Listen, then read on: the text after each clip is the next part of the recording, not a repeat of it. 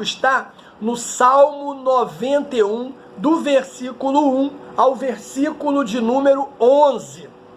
Então, eu convido você, no nome de Jesus, a abrir a sua Bíblia, a sua mente e, sobretudo, meus irmãos, abra o seu coração, ok?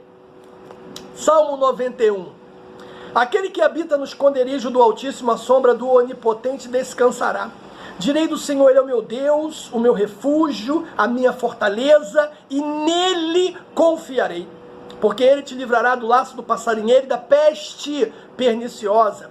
Ele te cobrirá com as suas penas e debaixo das suas asas estarás seguro. A sua verdade é escudo e broquel. Não temerás espanto noturno, nem seta que voe de dia, nem peste que ande na escuridão, nem mortandade que assole ao meio-dia. 1000 cairão ao teu lado, 10.000 à tua direita, mas tu não serás atingido. Somente com os teus olhos olharás e verás a recompensa dos ímpios. Porque tu, ó Senhor, és o meu refúgio, o Altíssimo é a tua habitação.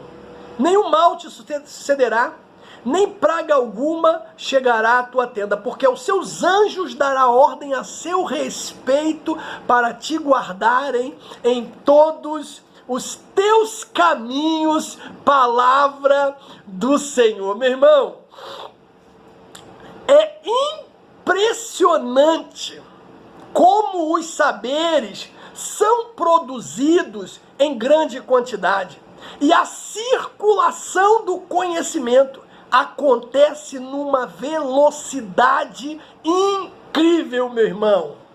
A informação, ela se torna a cada dia mais acessível a todos.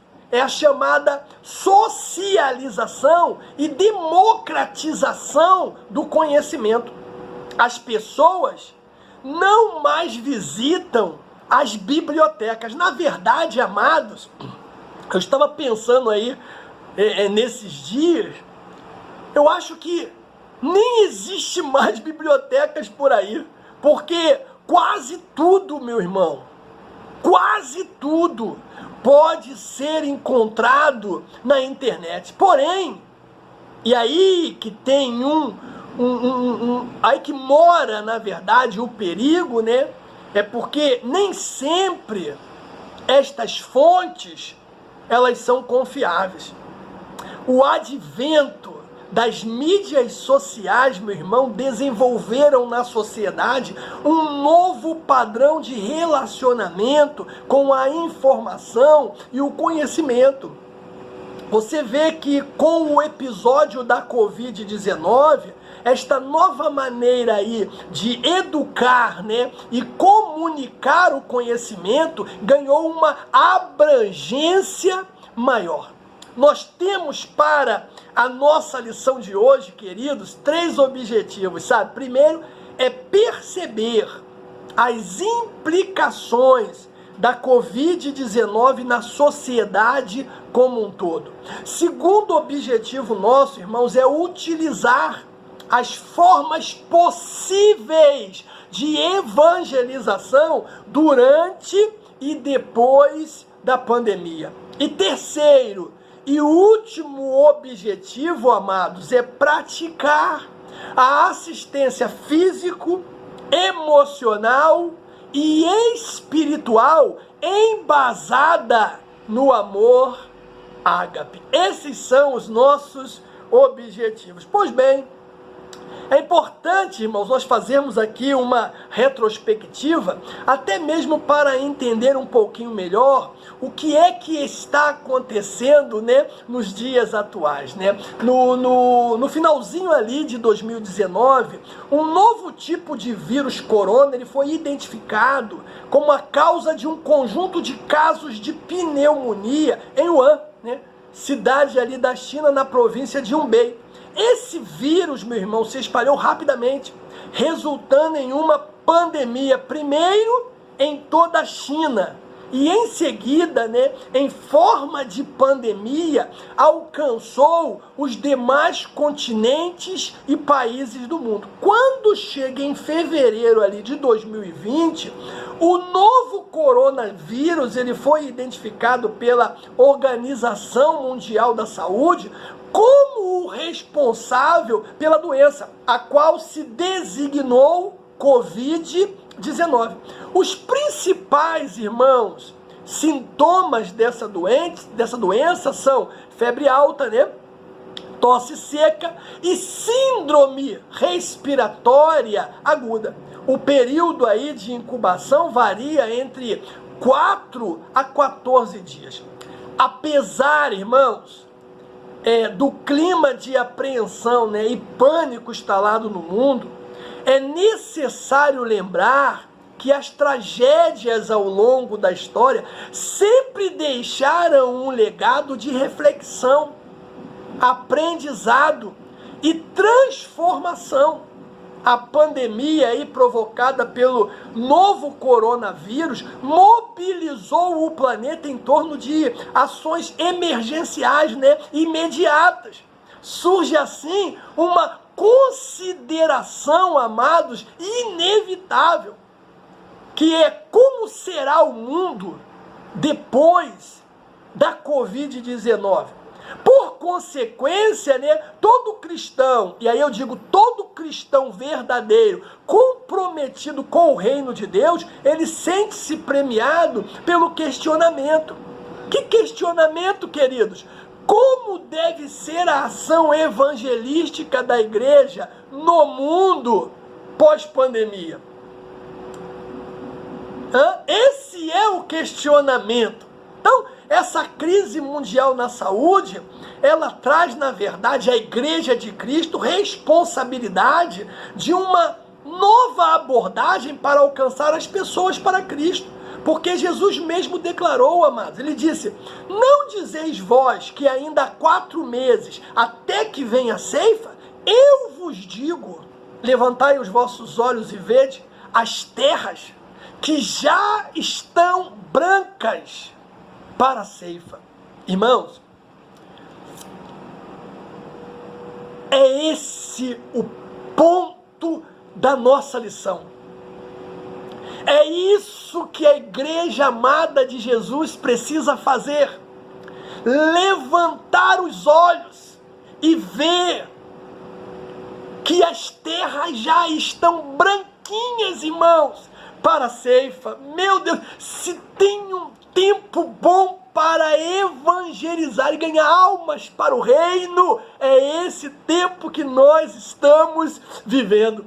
O primeiro ponto da nossa lição fala, amados, das relações, né? Relações pessoais pós-pandemia. E aí nós vemos o intercâmbio à distância, né? Porque especialistas aí no estudo das relações humanas são unânimes em afirmar que o mundo sempre muda em função das guerras, revoluções, epidemias e pandemias. A doença disseminada por todo o planeta tem provocado aí, né, significativas mudanças comportamentais na humanidade, deixando em evidência palavras como isolamento, quarentena e separação. Irmãos, os debates em torno aí do EAD, né, do ensino à distância, do home office, né, do trabalho em casa, do atendimento médico, das terapias virtuais e entre outros, já demonstram a pertinência dessas atividades nesse tempo de pandemia. Processos de mudanças que estavam em curso foram acelerados, causando o quê? Um forte impacto sobre o convívio social e familiar.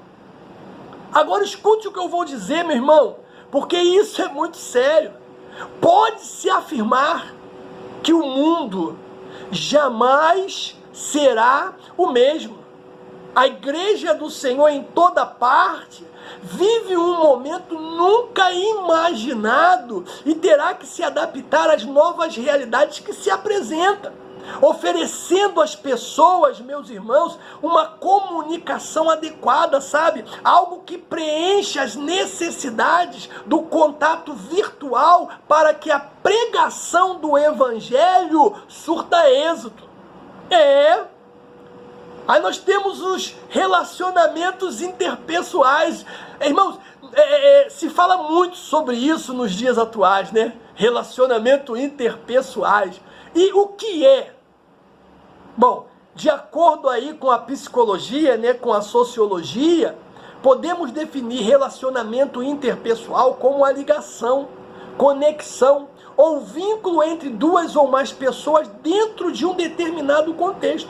Este, por sua vez, pode ser um ambiente de trabalho, familiar, social, religioso, amoroso ou educacional, por exemplo. Então, nesse sentido, né, segundo aí o psiquiatra austríaco, né, Freud, considerado aí o pai da psicanálise, o homem em sua essência, um ser relacional. Isso quer dizer que eu, você e as pessoas ao nosso redor temos esta característica nata. As escrituras, meu irmão, ela declara que tudo tem o seu tempo determinado. Há tempo para todas as coisas debaixo do céu. Eclesiastes 3, versículo 1. E nesse tempo histórico, né, debaixo da soberania de Deus, o ser humano ele vive uma fase de afastamento das pessoas, né, e dos abraços delas. Ou seja, um tempo de desabraçar, como também foi registrado pelo sábio Salomão. Ele disse: há tempo de abraçar e há tempo de se afastar dos abraços. Aí me fez lembrar a música, né, irmão, de Jota Quest, que ele diz que o melhor lugar do mundo é dentro de um abraço. E a letra continua e ele diz: tudo que a gente sofre num abraço se dissolve. Tudo que se espera ou sonha num abraço a gente encontra. Então, há tempo sim de abraçar e há tempo de se afastar dos abraços. E nós estamos vivendo esse tempo, irmãos, de se afastar. Agora, é preciso ver esse período de afastamento como um tempo pedagógico.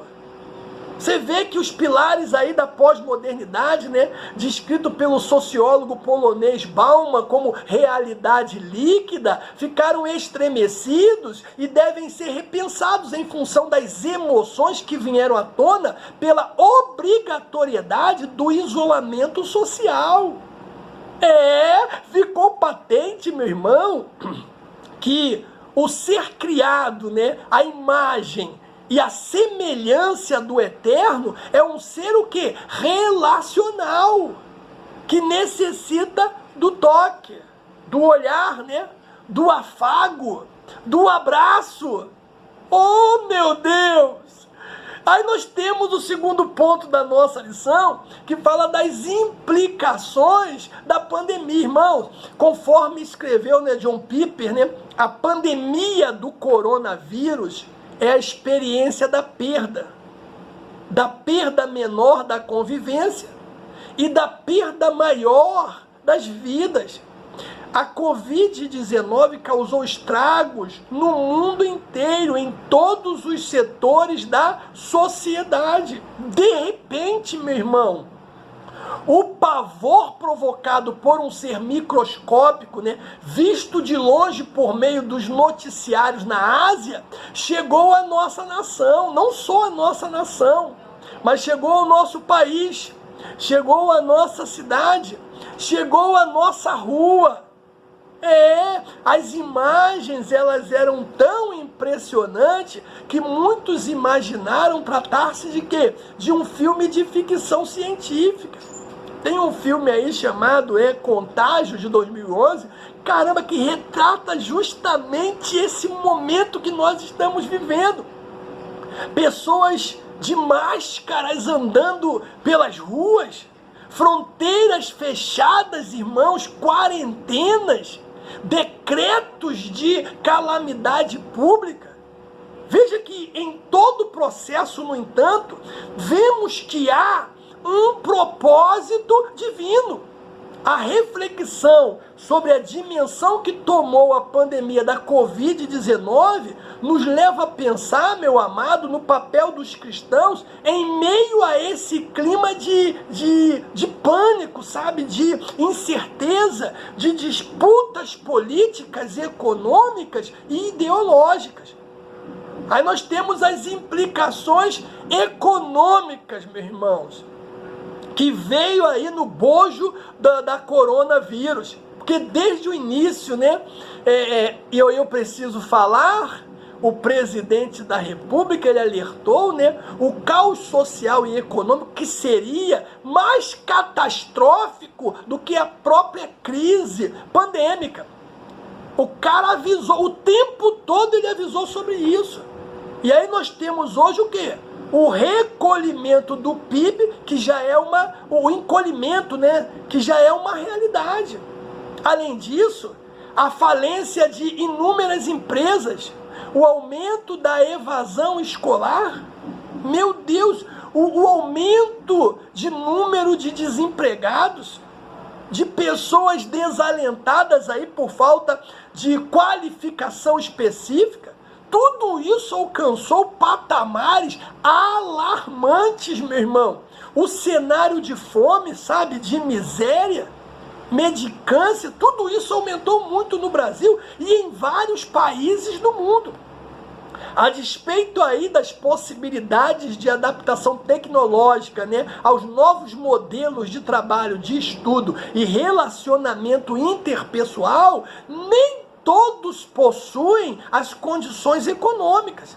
Estudiosos acreditam, meu irmão, que a crise global provocada pela pandemia mergulhará o mundo em uma profunda depressão econômica nunca vista nos últimos 100 anos, a qual levará à perda da capacidade econômica de milhares de pessoas.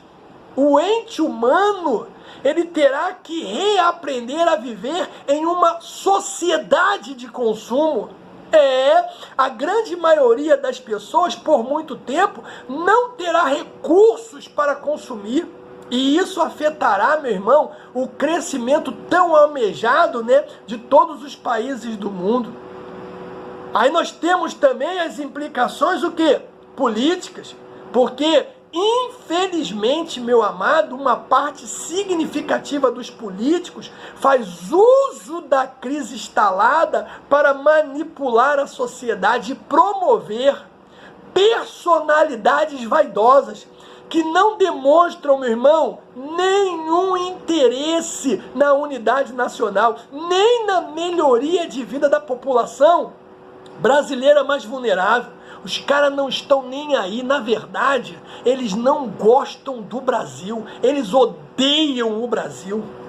E neste cenário político do Brasil, o foco, meu irmão, nem sempre está em informar, sabe? Tranquilizar a população. A guerra por poder, aquisição de capital político, muitas vezes é o que está na base dos discursos e ações. Irmãos, essa crise, ela é um desafio à confiança em Deus como único, soberano, governador da história, como diz o Salmo 97, versículo 1. E aí também nós temos as implicações na saúde. Na área da saúde, meu amado, se não bastasse o abismo existente entre a saúde pública e a privada, aflorou no ser humano, né, com o advento da Covid-19, o medo do amanhã, da separação definitiva pela morte. A consciência de finitude resultou em surtos psicológicos, desespero e pavor, meu amado. O vírus trouxe à memória coletiva o quanto somos finitos e frágeis. Consequentemente, associado aos desafios da vida diária. E isto tem gerado, irmãos, ansiedade, depressão, pânico e sofrimento de várias formas. É um tempo, irmãos, estranho, sabe? É um tempo difícil, mas é um tempo desafiador para a igreja de Cristo. Aí nós temos o nosso outro ponto da lição que fala da evangelização durante e depois da pandemia. Meu amado, deixa eu te dizer algo aqui. Eu quero começar falando sobre o maior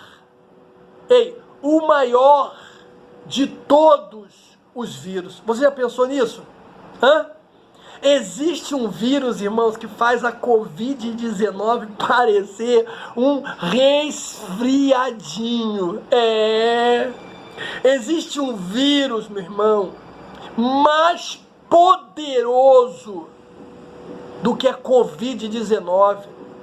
Eu vejo muita gente aí preocupada, em lavar as mãos com álcool, em usar a máscara, em evitar a aglomeração. Isso tudo é perfeito, certíssimo, estão no caminho certo, mas não estão preocupados com o outro que é milhões de vezes pior.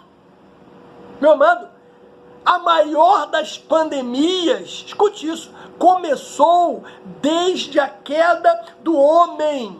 Romanos 5, do 12 ao 19, pelo que como por um homem entrou o pecado. Esse é o pior de todos os vírus, meu irmão, no mundo, e pelo pecado a morte, assim também a morte passou a todos os homens, por isso todos pecaram, porque até a lei estava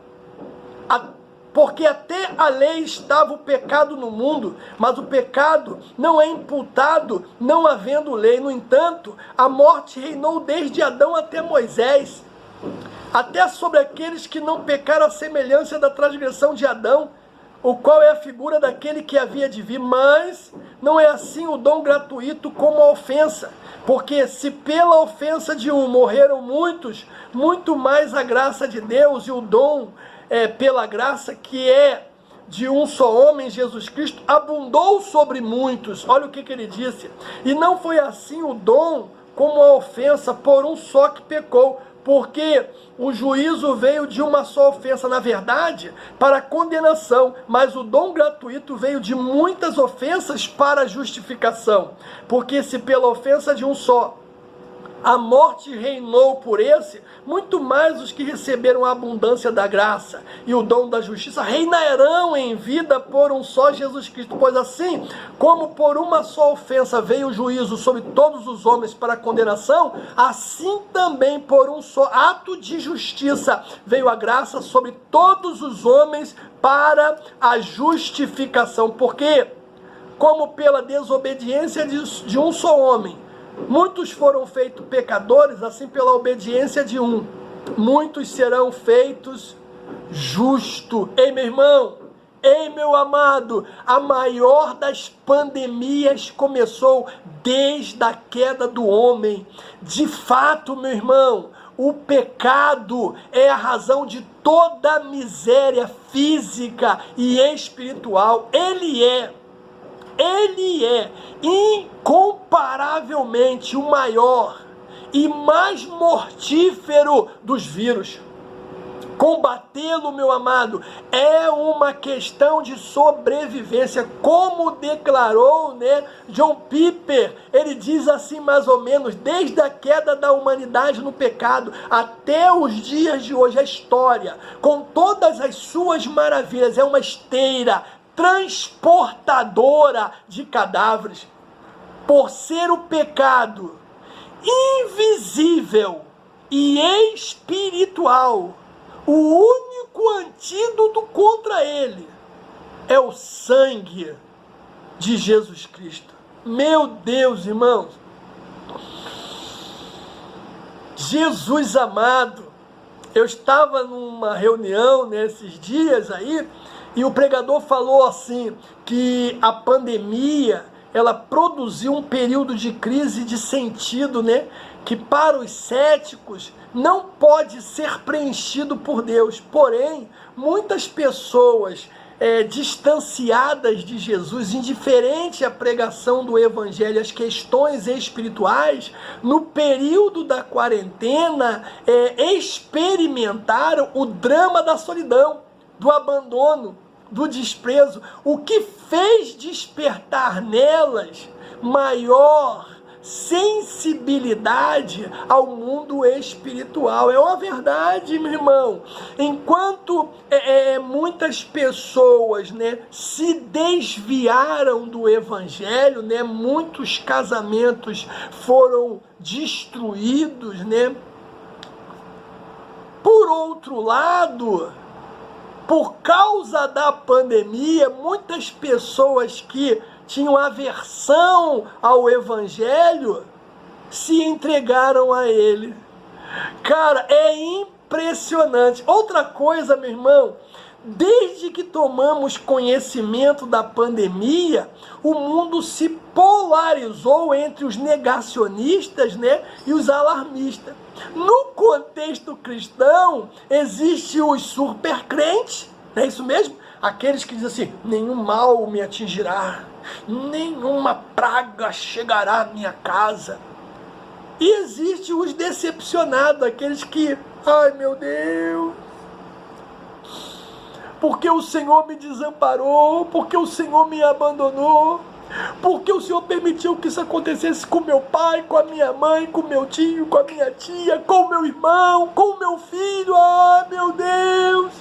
Porém, irmãos, a nossa declaração de missão deve ser a mesma de Cristo, meu amado. Qual? O Espírito do Senhor está sobre mim, pois Ele me ungiu para trazer boas novas aos pobres. Ele me enviou para anunciar os cativeiros que eles serão soltos, que os cegos verão, que os oprimidos serão libertados. Meu irmão, eu creio firmemente que a igreja não tem uma missão técnica, sabe? De detalhar como deve ser a organização social, política ou econômica do mundo, mas sim uma missão profética, meu irmão, uma missão ética, a missão de anunciar os seus males, e a missão ética de encontrar-te com os pecados estruturais, apontar para os valores do reino de Deus. Essa é a nossa missão, meu irmão. Essa é a missão da igreja.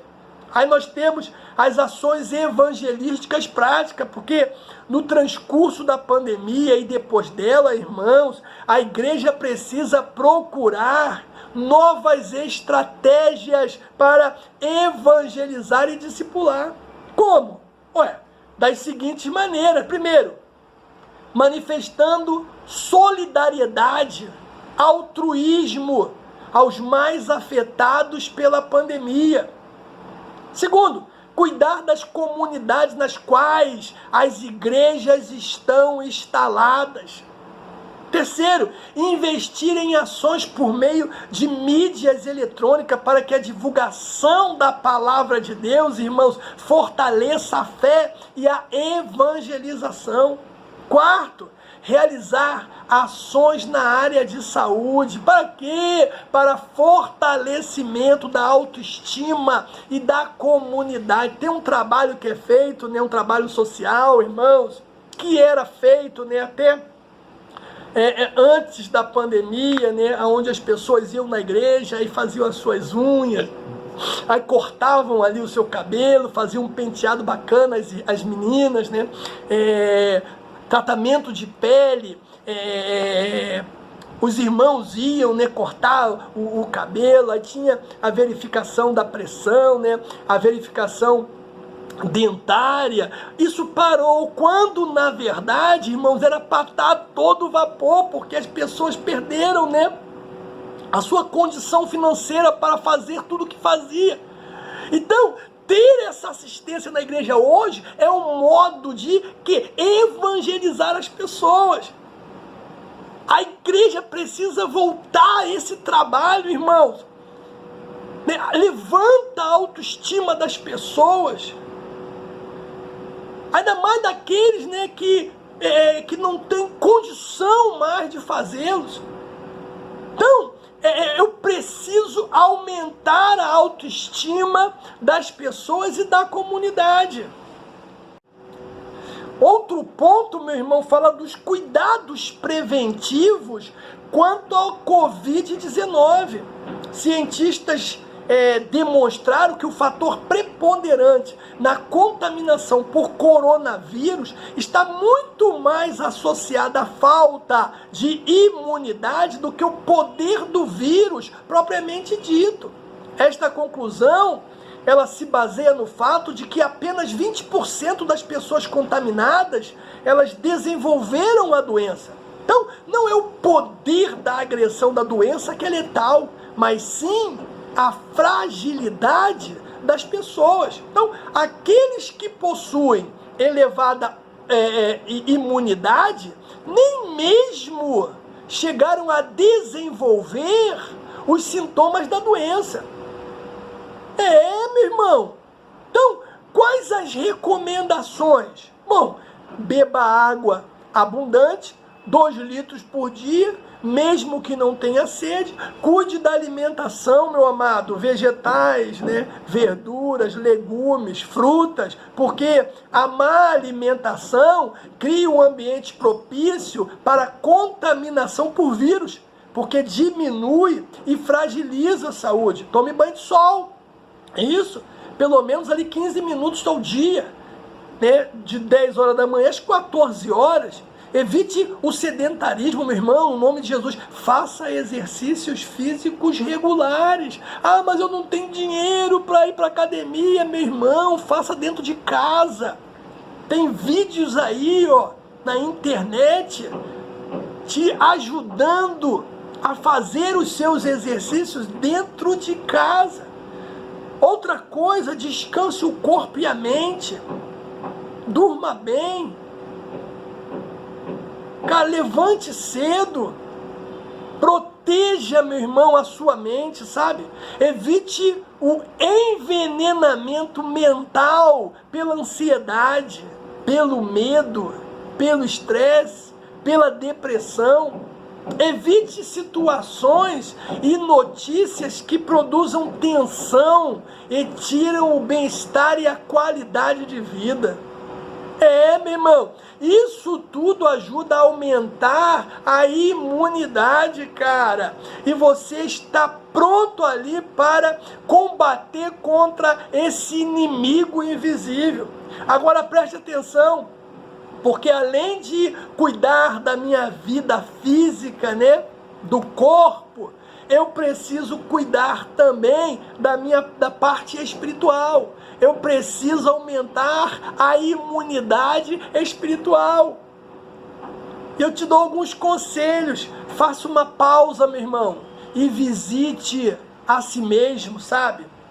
Facebook, WhatsApp, Instagram, Twitter, Snapchat, né? LinkedIn, YouTube. Meu Deus, quantos perfis você tem? Quantas horas você passa navegando? Ou melhor, em que momento do dia você não está conectado? Em meio a tanta interatividade, conexões e entretenimento, meu irmão, você ainda, seja sincero, encontra tempo para o cultivo espiritual? Ou será que a pressa e as muitas preocupações diárias têm lhe roubado o sabor da pausa e da escuta? Você já viu uma pessoa, quando ela perde ali, irmãos, a conexão com a internet? Quando a conexão cai, meu Deus, o cara fica igual um cracudo, ele se sente potente, inquieto, por muitas vezes angustiado, como eu vi um cara dentro do shopping angustiado porque a internet dele tinha acabado, ele estava conversando com alguém, então ele entrou na loja, pediu a moça se podia usar a internet da loja, a moça disse que não, ele saiu, só Deus, irmão. Ou seja, algo de nós parece que se perde com a desconexão inesperada.